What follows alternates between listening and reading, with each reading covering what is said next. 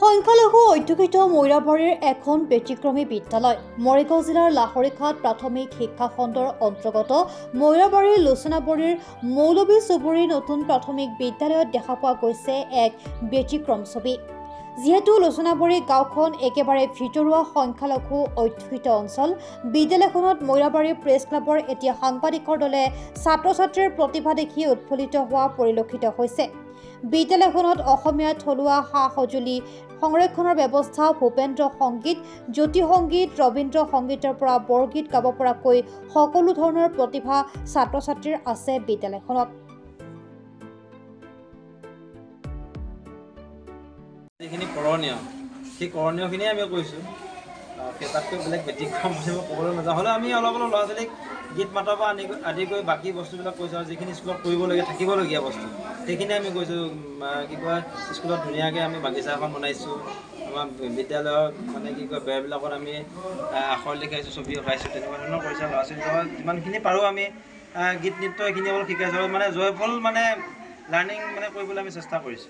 কি কয়, মুছলমান অধ্যুষিত এলেকা আমাৰ ল'ৰা ছোৱালী আমি গৌৰৱ কৰি ক'ব পাৰোঁ যে আমাৰ ল'ৰা ছোৱালীয়ে জ্যোতি সংগীত, ৰাভা সংগীত, ভূপেন্দ্ৰ সংগীতকে আদি কৰি জিকিৰ আৰু উল্লেখনীয় যে আমাৰ মহাপুৰুষ গুৰুজনাৰ বৰগীতো আমাৰ ল'ৰা ছোৱালীয়ে গাবলৈ পাৰে।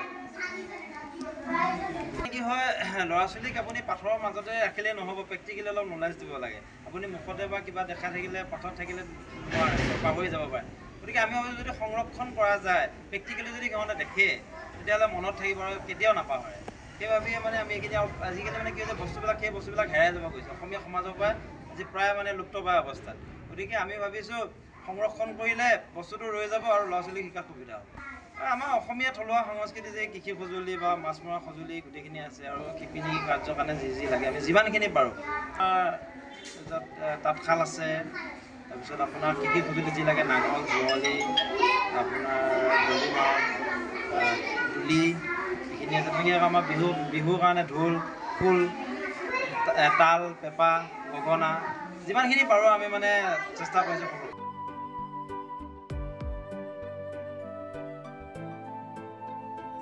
মৈৰাবাৰীৰ পৰা নছিদুৰ ৰহমানৰ ৰিপৰ্ট, প্ৰাত টাইম ডিজিটেল।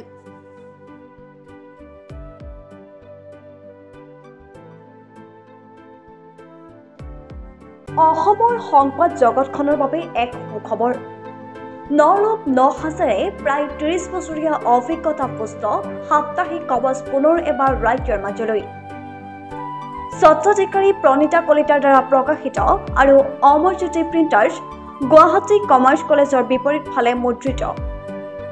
আমাৰ ঠিকনা মুখ্য কাৰ্যালয়, অসম ফৰেষ্ট স্কুল, হৰি মন্দিৰ পথ, গুৱাহাটী আৰু অস্থায়ী কাৰ্যালয় কলিতা মাৰ্কেট, বিজয়নগৰ, কামৰূপ, অসম।